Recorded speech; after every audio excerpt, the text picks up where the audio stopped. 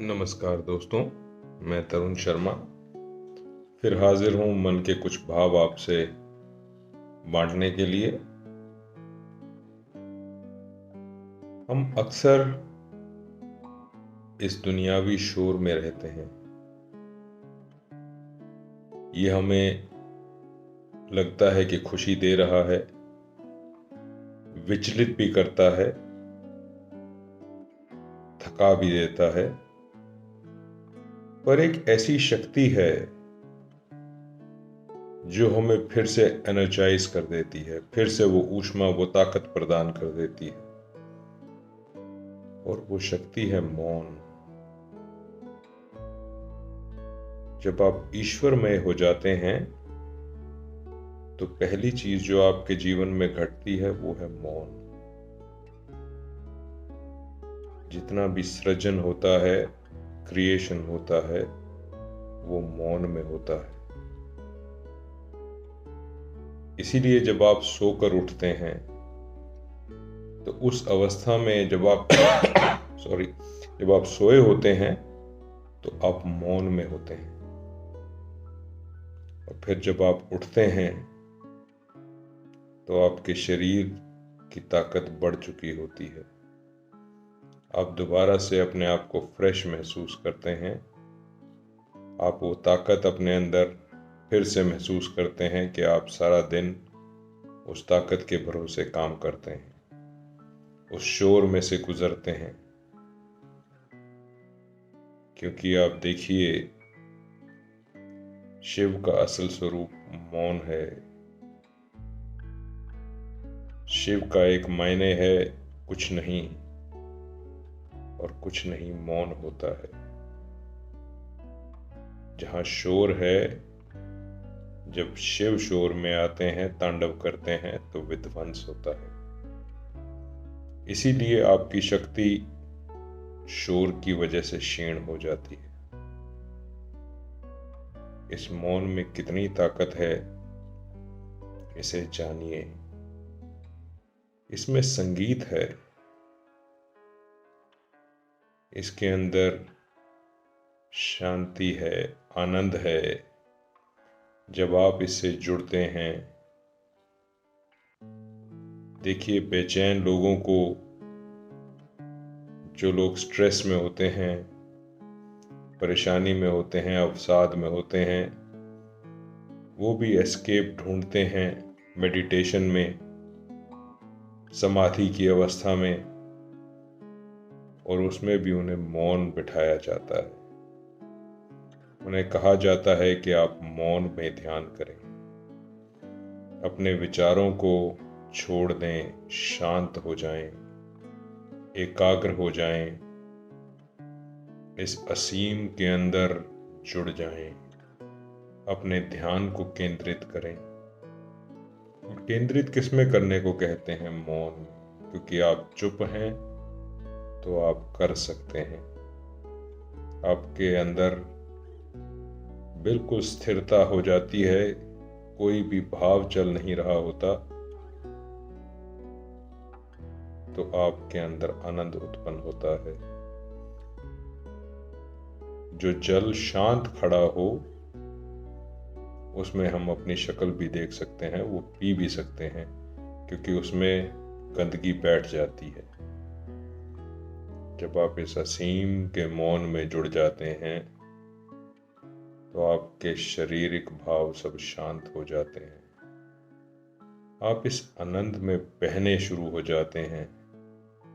ये फूटता है आपके अंदर से, और आपके जीवन में ये आनंद बाहर आता है।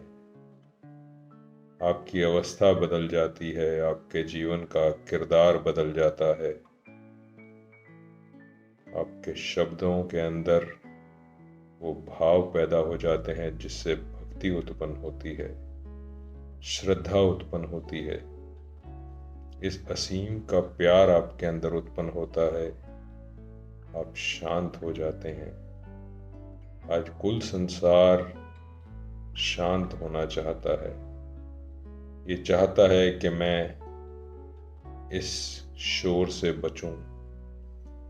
मेरे चारों तरफ जो शोर है, जो मुझे बेचैनी दे रहा है, विध्वंस हो रहा है, उससे मैं बच जाऊं। और उसका एक ही साधन है कि मैं मौन हो जाऊं, मैं शांत हो जाऊं।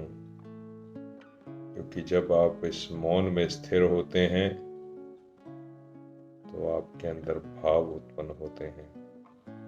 ये ईश्वर आप में प्रकट होना शुरू होता है। आप देखिए, पुरातन समय के अंदर ये बात कही जाती है कि जब ऋषि मुनि मौन होकर तपस्या करते थे तो बड़े बड़े भयानक जानवर भी उनको कुछ नहीं कहते थे, उनके पास से निकल जाते थे।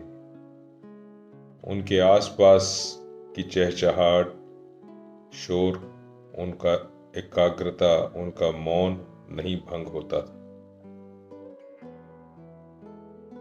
समुद्र भी मौन होता है तो बड़ी बड़ी जल राशि, बड़ा बड़ा उसके अंदर जीव राशि समा जाती है।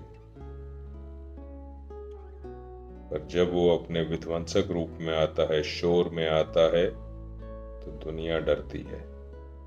बड़े बड़े जहाज डूब जाते हैं। इसलिए इस संसार में मौन की वैल्यू है।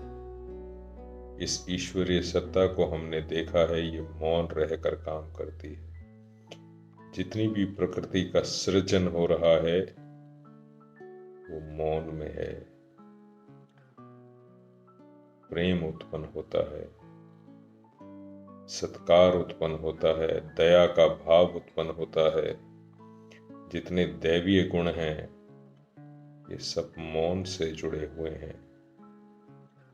शब्दों से परे की अवस्था का नाम मौन है और ये मौन बोलता भी है। इसके अंदर का संगीत आनंददायक है। जब आप इसे जान लेते हैं तो असीम अवस्था में पहुंच जाते हैं। आपको हर सुख का भाव खत्म हो जाता है।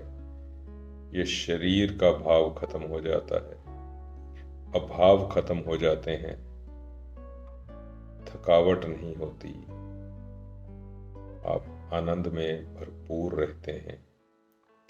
तो आइए इस आनंद का उपयोग करें।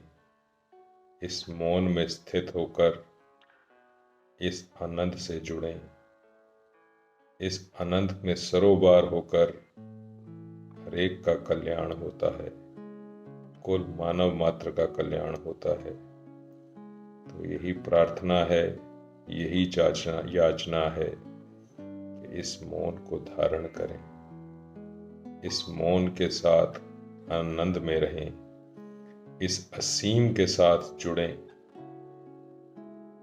और आप आनंद में होंगे तो आपके आसपास का वातावरण आनंद में होगा।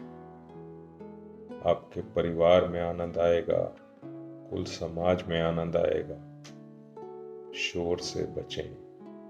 शोर में दर्द है, शोर में परेशानी है, शोर में दुख है। इसलिए कुछ देर मौन में रहा करें, आनंद में रहा करें। ऐसी याचना के साथ, ऐसी शुभकामना के साथ कि आप भी इस आनंद का सहभागी बने, आनंद में रहें, दूसरों की मुस्कुराहट का कारण बने। ऐसी प्रार्थना के साथ मैं आपसे इजाजत लेता हूँ। आपकी कृपा है कि आप सुनते हैं, प्यार देते हैं। इसके लिए सदा मैं आपका आभारी हूँ। नमस्कार।